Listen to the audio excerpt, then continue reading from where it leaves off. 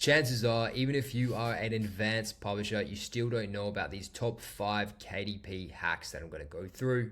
Now, I've been publishing for over 7 years, guys. So throughout the years, I've learned a few tips and tricks of things that have been able to help me scale my business to 6 figures per year. So in this video, I'm going to go through what they are. First thing, guys, is do less. When you're testing out a new keyword, you don't need to go all in on the book.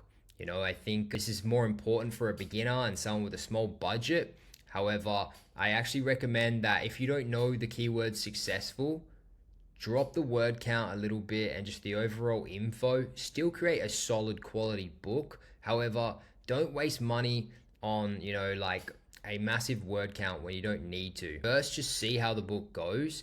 If it starts to become profitable, then you can go back, edit it, and put in more info, Now, in terms of the cover, never go cheap on that, guys. Make sure that is the best and always beats your competition. This is strictly just the inside content. Now, obviously this becomes hard if you're optimizing for audiobooks and you want to reach that 3-hour mark. But if this is just an Amazon KDP book, I would definitely recommend taking this approach. Now, the next thing I want to go through, guys, is that your BSR and what you see on that day doesn't actually mean anything. When doing keyword research, you must look at book beam history over the year, because on one day it just could have been a bad day and you were unlucky in terms of when you looked, and it can work the other way as well. But in terms of this example I saw recently, it was a keyword that was sitting at 130,000, and it was like the top selling book for this keyword. And at first glance doesn't look that appealing.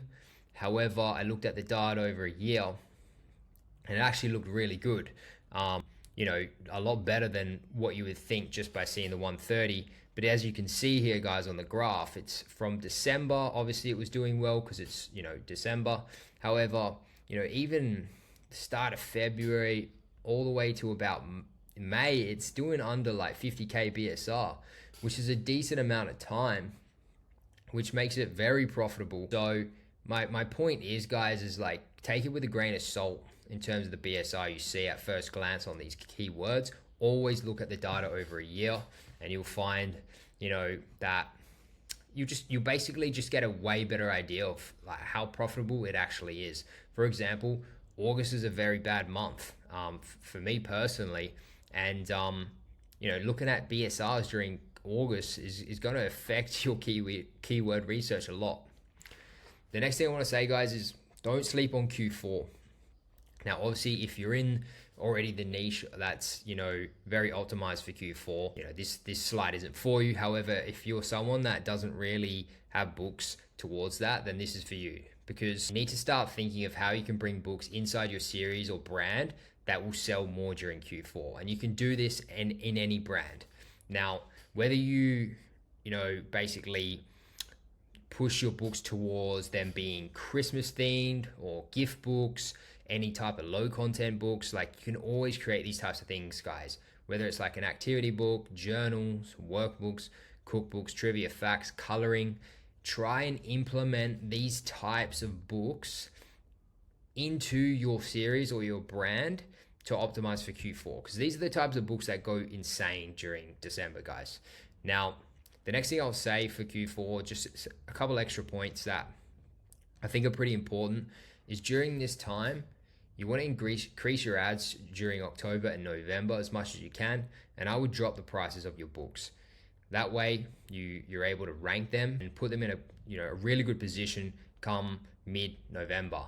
Mid-November is when I would return to a normal price, the price that you want, because this is when things start to go a little crazy. Now, with running the ad campaigns during this period, I would also add in a campaign that's strictly directed around Christmas. So you can have in like all your keywords, but add in like gift ideas or your keyword and then with gift after it, or adding in stocking stuffers for whoever your audience is, or Christmas present for whoever your audience is. These types of keywords, use ChatGPT to help you guys. And I think this will help you make more sales during the Christmas period, because that's what happened for me. And then I would also recommend, if you're going to publish books for Q4, specifically for Q4, I would literally start beginning them and having them, start in June, July.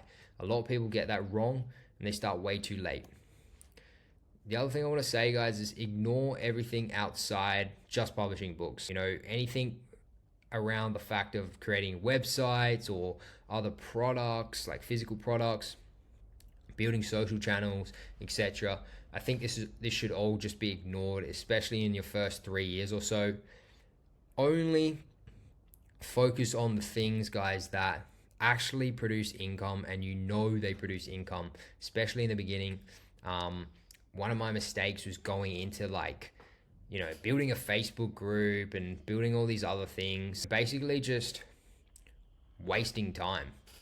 That time and even the money would have been so much better off of me just putting it into more books. And at the end of the day, guys, basically it's just keep it as simple as possible and, rinse and repeat the basics. Now, some of your time can go towards building your email list. That's really the only thing I would focus on outside of books. Apart from that, just pump out more books. Now, this one is a bundling strategy that I kind of use.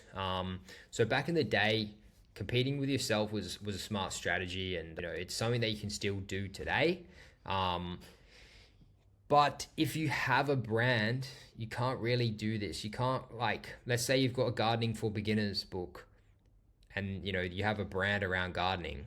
You're not going to create another gardening for beginners book, most likely, because you've already answered the questions that the customers want.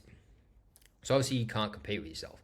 But if you created another pen name and just a whole different new book, you could do that and compete with yourself. That's fine.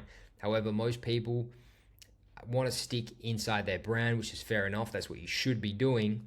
And there's a way to do this and go about it in terms of the whole bundling strategy. So in terms of bundling, sometimes you can't find a topic to bundle your book with because the second keyword just isn't profitable. And this happens a lot sometimes. So in this case, what I would do is still create a bundle around it, but just position the title to mainly focus on the keyword that sells, but create that second book, a random book that you can join it with that obviously still makes sense. Now, let me explain. So let's just say you have a cupcake for beginners book, and it's a really good keyword of yours.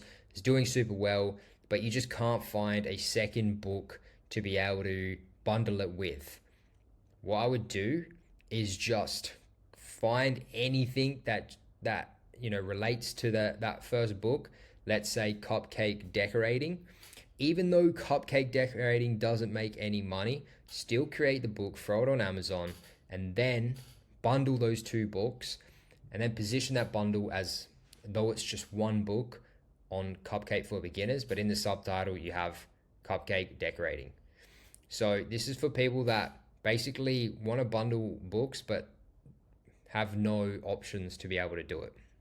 This is what I would do, and I did it personally. It worked really well for me. Another example is let's say puzzles on Sudoku are the only ones that sell. You can and you can't find a second keyword. You create a 9x9 one, even though it doesn't sell. You throw it on Amazon. Then you create a bundle, mainly position it in a way of Sudoku 4x4. And then in the subtitle or your description, you can say includes 9x9s and just make it different. Now, the other thing I would say is never do volume 2, never do level 2 of books. I think that's a terrible idea. You should treat every book as though it's single, and that goes for your bundles as well. Make it seem that it's just some single book. Now, in terms of that, guys, it's literally everything in terms of the 5 hacks. If you have any questions, obviously hit me up. But these are 5 things that I constantly use still today, even after 7 years. And they've helped me a lot throughout my journey and made me more money. So yeah, that's pretty much it for the video. Let me know if you have any questions.